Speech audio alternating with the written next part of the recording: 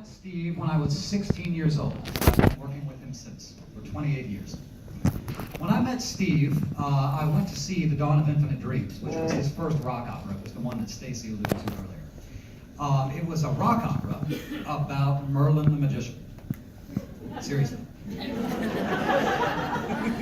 The good guy played acoustic guitar, the bad guy played electric guitar, and the female lead character's name was Roxanne. Seriously.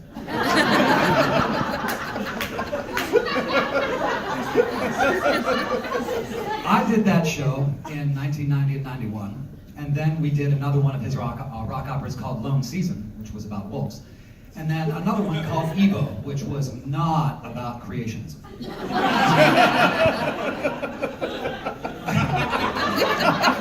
Shockingly, the rock operas weren't exactly bringing home the bacon. So we decided, you know what, man? Steve and I talked, and we really wanted to write meaningful music together, but it was going to have to wait. And I'm so incredibly grateful for our comedy writers, for Jimmy, for David, for Julie, for Robbie, for Lucas, for Nikki, for anyone who's ever written, JT, who has ever written a sketch for Shadowbox, because they are so good at what they do. 10 years later, Steve and I were able to once again write music that we felt mattered.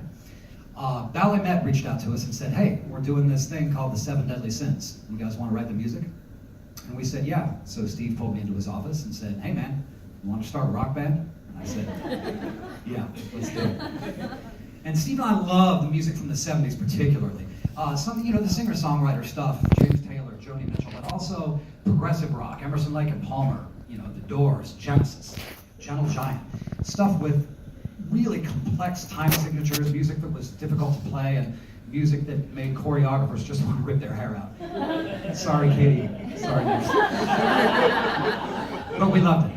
And in 8 years, we wrote 2 full ballet scores, 2 full-length multimedia art presentations, a translation of a Japanese folktale, and the soundtrack to a graphic novel. And Steve was really proud of that work, as am I.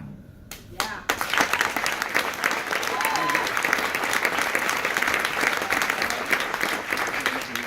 Steve had a knack for melodies. I don't know what it was. They were haunting, they were unique, and they made you soar, and they never ended up going where you'd think they go. They were never typical.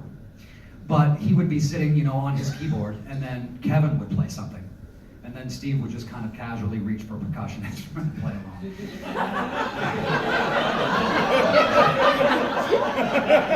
He would get out his rain stick, and he gave himself the nickname of MC Critical because that's what he felt his parts were. But once the band was done, and Steve was absolutely a part of writing that music, he was really good at it. But once we were done, Steve jumped into production mode, and there's nobody that could do that job but him. Thankfully, Julie does it brilliantly now. But at that time, Steve was doing his work ethic is what drove him and drove everyone else in Shadowbox. It was an unspoken command to really take a hard look at yourself and know that you could always do more. And if you make excuses, really the only thing stopping you is you. That was Critical Steve. That was one of the things he taught us. He was not a particularly religious guy, but he believed in one sin. He thought that the greatest sin that a human could commit was to fail to live up to his or her own potential. So when I was 16 years old and decided I wanted to spend my life as a rock and roll guitar player, he was all for it. Now you can imagine how well that went with Mom and Dad. Mom, I met this guy.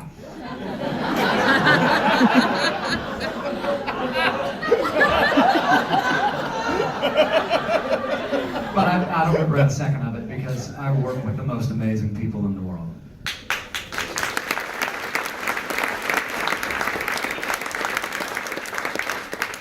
We're going to miss writing music with him, but we're not going to stop. We're going to put new work on its feet. We're going to screw it up spectacularly. We're going to fix it, and we're going to make sure it's better the next time we do it. He wouldn't have wanted it any other way. This was one of his favorites from the Gallery of Echo sessions. It's called I Love Ava.